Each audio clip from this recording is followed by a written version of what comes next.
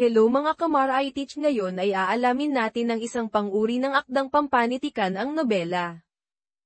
Sa panahon ngayon kung saan ang teknolohiya ay patuloy na umuunlad at ang digital na mundo ay nagiging pangunahing bahagi ng ating buhay. Ang nobela ay nananatiling isang mahalagang instrumento sa pagpapayaman ng kaisipan, paghubog ng damdamin, at pagbubukas ng pinto sa kulturang pangdaigdig. Ano nga ba ang nobela? Ang nobela ay isang mahabang katang pangpanitikan na karaniwang tumatalakay sa iba't ibang tauhan, pangyayari at lugar na pawang katang-isip lamang.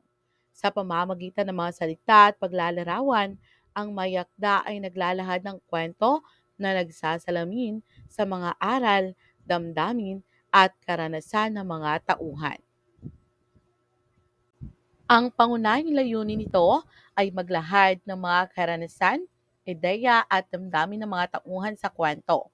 Ito ay may mataas na halaga sa panitikan dahil sa kakayahan nitong humalaw ng maraming aspeto ng buhay at lipunan.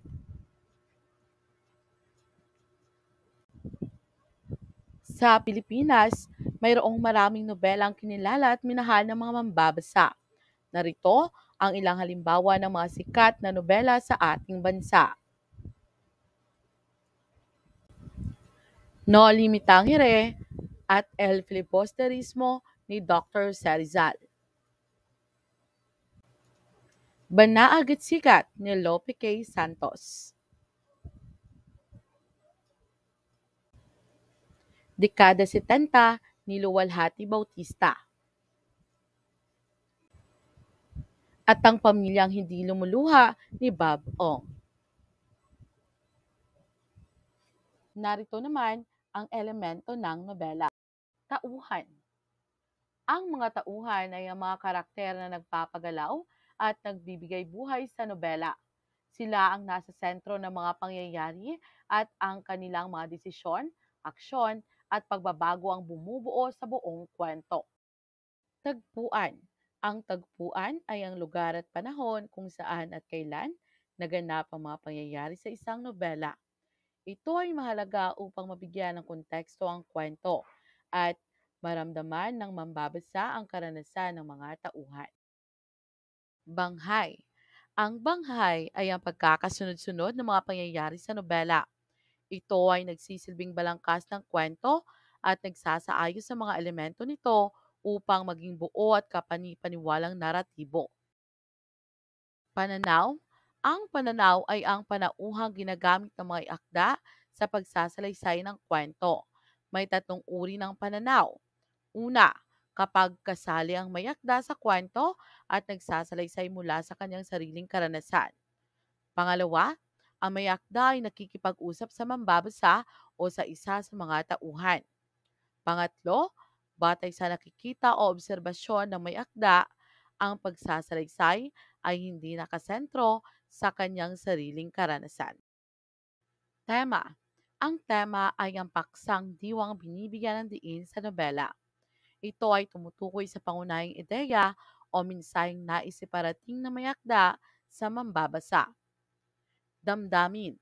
Ang damdamin ay nagbibigay kulay sa mga pangyayari sa nobela.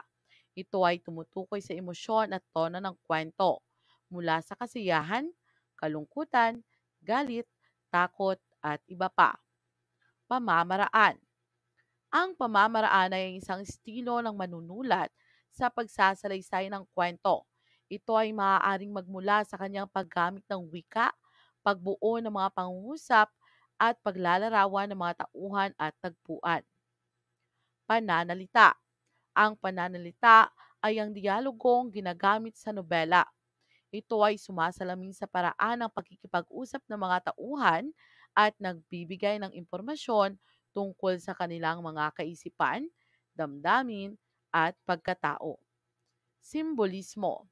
Ang simbolismo ay nagbibigay ng mas malalim na kahulugan sa tao, bagay, at pangyayari sa nobela. Ito ay tumutukoy sa paggamit ng mga simbolikong elemento na maaaring magkaroon ng iba't ibang interpretasyon at kahulugan sa mambabasa. Maraming salamat! Don't forget to subscribe. Thank you.